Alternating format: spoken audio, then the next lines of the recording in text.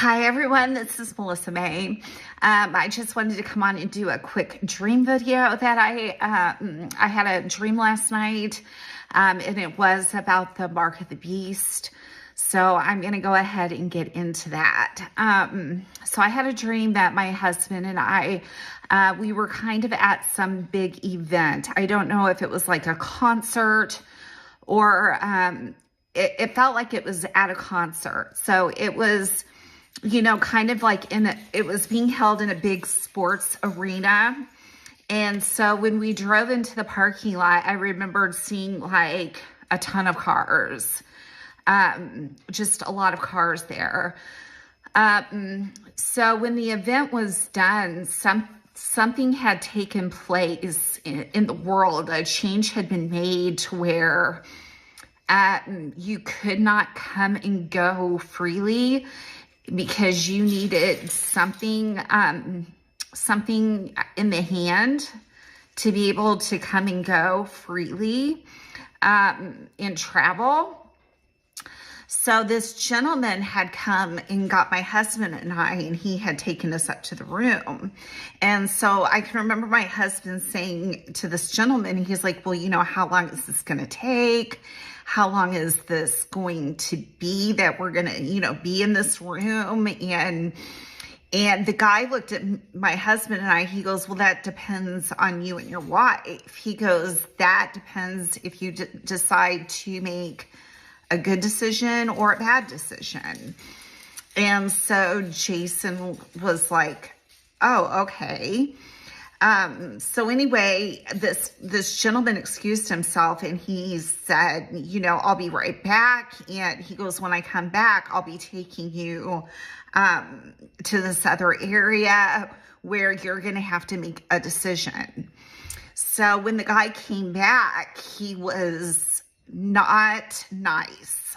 When he had first taken us into the room, his demeanor was, it wasn't mean, or it wasn't, you know, it wasn't like a bad attitude kind of, but when he came back, his whole demeanor had changed and he was holding like, almost like this whip in his hand.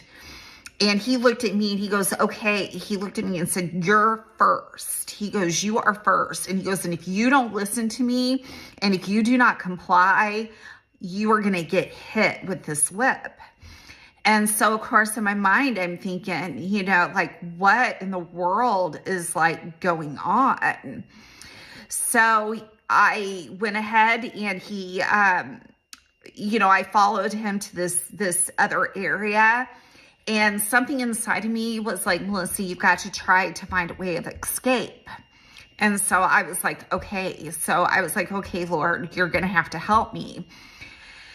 And so this guy had left me momentarily and I found like a way of escape. And I started going down these stairs to try to get on the outside of this building, this arena that we were in. And I started going down the stairs and all of a sudden the Lord said, Melissa, you need to stop. And he goes, go back up this, like 3 steps, go back up 3 steps. So I was like, yes, Lord. And so just as I had gone up 3 steps, the Lord was like instructing me, you must be very quiet. And so I did. Well, as I was doing that, a security guard walked in through the door that I was actually going to go out of, but the Lord had stopped me and gave me instructions to go back up 3 steps and then to be quiet.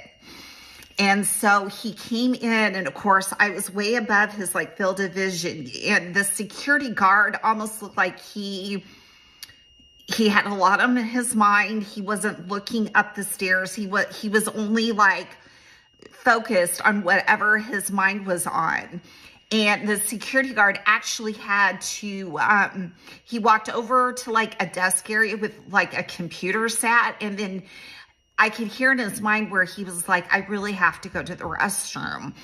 So he went to there was like a door right there where the restrooms were, and he walked in the door. And then that was when the Lord said, okay, Melissa, go out the door.